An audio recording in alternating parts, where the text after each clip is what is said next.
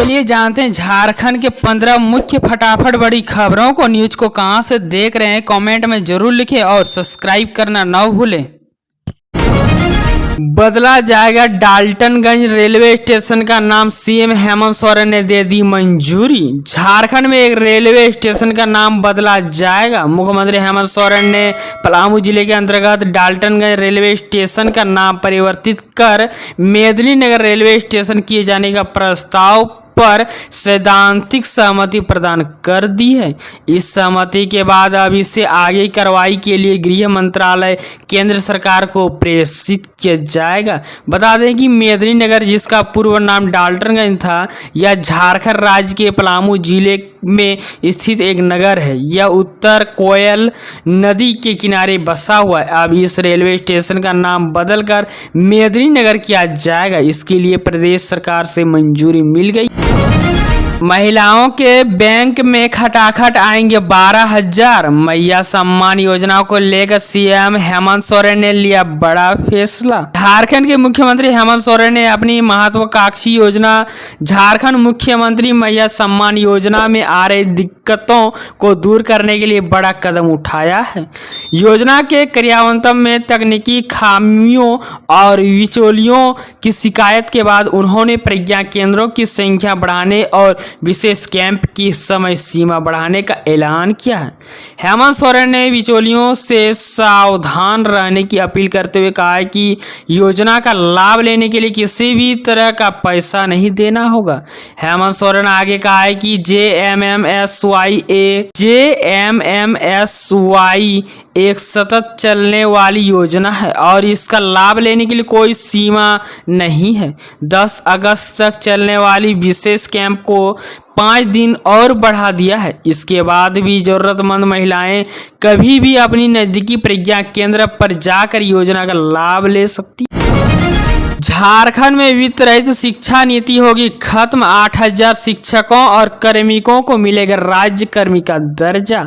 झारखंड में वित्त रहित शिक्षा नीति समाप्त होगी। साथ ही 525 वित्त रहित संस्थानों के करीब 8,000 शिक्षकों और कार्मिकों को सरकारी कर्मचारी का दर्जा दिया जाएगा। इन को अनुदान की जगह वेतनमान मिलेगा। राज्य सरकार ने इसकी तैयारी शुरू कर दी है। मुख्यमंत्री हेमंत सोरेन निर्देश के बाद स्कूली शिक्षा व साक्षरता विभाग ने कार्मिकों विभाग को वित्त रहित शिक्षा नीति समाप्त कर नियमावली बनाने वाली और सभी वित्त रहित कर्मचारी की सेवा सरकारी संयुक्त में करते हैं वेतनाम देने को लेकर पत्र लिखा।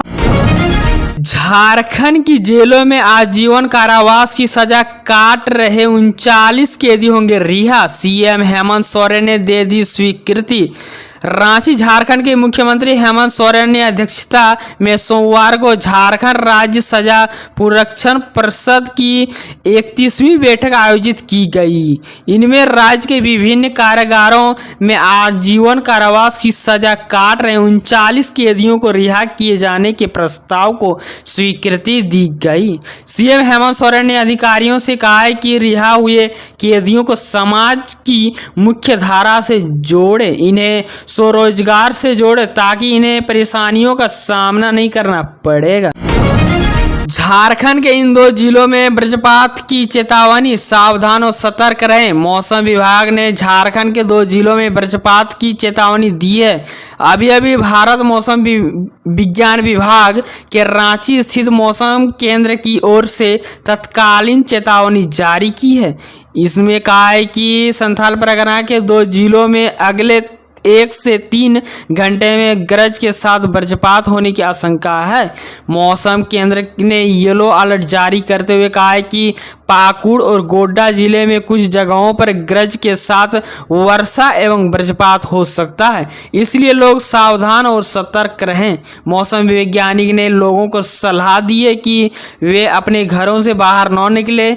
अगर आप घर से बाहर और मौसम खराब हो जाए तो कुछ सावधानी जरूर बरतें। झारखंड में चाय की दुकान पर बेची जा रही है विदेशी शराब और बियर। छापेमारी के बाद एक्शन। दुमका के बासुकीनाथ बस स्टैंड के समीप निरीक्षण के दौरान चाय दुकान में एसडीओ एवं उत्पाद विभाग की टीम ने छापेमारी कर भारी मात्रा से अवैध शराब जब्त किया। इस दौरान एक आरोपी को गिरफ्तार कर लिया गया। उक्त कार्रवाई शनिवार की रात की गई। बताया जा रहा है कि शराब के इस अवैध कारोबार पर लगाम लगने के लिए शनिवार की देर रात करीब 11:10 एसडीओ कौशल किशोर के नेतृत्व में उत्पाद विभाग की टीम ने बासुकीनाथ बस स्टैंड में छापा मारकर एक चाय दुकान से भारी मात्रा से विदेशी शराब बरामद की। झारखंड में बारिश थमी लेकिन तबाही जारी। रांची में 2 दर्जन घर ध्वस्त। आगे कैसा रहेगा मौसम? झारखंड में रविवार को बारिश की रफ्तार थम गई पर तबाही जारी है। नदियों में उफान से कई निचले इलाकों में पानी भरा हुआ है। इधर सोम में रविवार शाम आई बाढ़ में गढ़वा के 16 ग्रामीण फंस गए। उधर पानी के तेज बहाव से पलामू के नावा जयपुर में बने पुल का एक पाया करीब 3 फीट धंस गया। बारिश से हुए हादसों में बीते 24 घंटे में 3 की मौत हो गई, एक बुजुर्ग बह गए। जानकारी के अनुसार रविवार को गढ़वा जिले के हरिहरपुर ओपी क्षेत्र के मेरोनी और लोहर गाड़ा के 16 ग्रामीण सोन नदी में बने टापू पर फंस गए। ये लोग वहीं रहकर खेतीबाड़ी करते। बिहार में चलती बस बनी आग का गोला, मच गई चीख पुकार। यात्रियों ने कूदकर बचाई जान। बिहार के किशनगंज जिले में यात्री बस में अचानक आग लगने से हड़कंप मच गया। देखते ही देखते बस में आग का गोला बन गई। बस में चीख पुकार मच गई।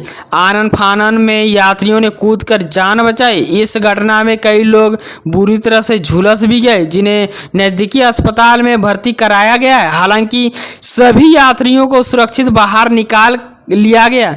यात्रियों ने बस से बाहर निकलकर बाद में आग और भीषण लग गई और आग का गोला बन गया। सूचना मिलते ही सदर थाना की पुलिस और अग्निशामक दस्ता मौके पर पहुंची और आग पर काबू पाया। कश्मीर में धारा 370 खत्म होने के 5 साल होने पर क्या बोले प्रधानमंत्री मोदी? जम्मू कश्मीर में धारा 370 के प्रभाव से हटने के 5 साल पूरे हो गए। इस मौके पर प्रधानमंत्री नरेंद्र मोदी ने कहा है कि वह देश के इतिहास में एक महत्वपूर्ण क्षण था। प्रधानमंत्री नरेंद्र मोदी कहा है कि यह जम्मू कश्मीर की तरक्की और समृद्धि की शुरुआत थी। गौरतलब है कि 5 साल पहले 5 अगस्त को ही 2019 को केंद्र सरकार ने जम्मू कश्मीर से आर्टिकल 370 को निरस्त कर दिया था। इसके साथ ही जम्मू कश्मीर के विशेष राज्य के दर्जा को खत्म कर दिया गया था। साथ ही कश्मीर और लद्दाख को बांटकर केंद्र शासित प्रदेशों में तब्दील कर दिया गया। मंत्री दीपक बिरुआ ने चित्रकला प्रदर्शनी का किया उद्घाटन। कहा विश्व आदिवासी महोत्सव में दिखेगी समृद्धि संस्कृति। झारखंड के कल्याण मंत्री दीपक बिरुआ ने कहा है कि कला संस्कृति हमारी पहचान रही है और हम अपनी संस्कृति और परंपराओं को लेकर हमेशा संवेदनशील रहे हैं। झारखंड की आदिवासी कला और संस्कृति को और समृद्धि बनाने की जरूरत है। ये बात उन्होंने बिरसा मुंडा स्मृति उद्यान में आयोजित विश्व आदिवासी महोत्सव के तहत झारखंड की चित्रकला शैली पर कार्यशाला सह प्रदर्शनी के उद्घाटन के मौके पर कही। कार्यशाला सह प्रदर्शनी का उद्घाटन उन्होंने नगाड़ा बजाकर किया। 10 अगस्त तक प्रदर्शनी आयोजित की जाएगी। इसमें सोहराय, कोहबर, जादव पट्टिया, पाटकर एवं समकालीन चित्र शैलियों की प्रदर्शनी लगाई गई। बांग्लादेश में बिगड़े हालात पर नजर। 4000 किलोमीटर बॉर्डर पर बीएसएफ ने बढ़ाया अलर्ट। बांग्लादेश की प्रधानमंत्री शेख हसीना ने अपने पद से इस्तीफा दे दिया है। यहां अंतरिम सरकार शासन की बागडोर संभालेगी। सेना प्रमुख वकार उज जमा ने सोमवार को यह जानकारी दी। उन्होंने कहा है कि मैंने राजनीतिक दलों के नेताओं से बात की और उन्होंने बताया कि सेना कानून व्यवस्था की जिम्मेदारी संभालेगी। इस बीच बांग्लादेश में तेजी से बदलते घटनाक्रम पर भारत की अभी नज़र भी बनी है। सीमा सुरक्षा बल यानी बीएसएफ ने भारत बांग्लादेश सीमा के 4096 किलोमीटर क्षेत्र में सभी यूनिट को हाई अलर्ट रखा है। बीएसएफ के कार्यवाहक महानिदेशक दलजीत सिंह चौधरी और सीनियर अधिकारी कोलकाता पहुंच गए हैं, जहां भारत बांग्लादेश सीमा सुरक्षा की समीक्षा की जाएगी। अरविंद केजरीवाल की गिरफ्तारी को एससी ने मना, सही जमानत से भी इनकार, एक छूट। कथित शराब घोटाले में गिरफ्तार किए गए दिल्ली के मुख्यमंत्री अरविंद केजरीवाल को एक बार फिर बड़ा झटका लगा है। सीबीआई केस में गिरफ्तारी के खिलाफ और इसी केस में जमानत के लिए दायर उसकी याचिकाओं को हाईकोर्ट ने खारिज कर दिया है।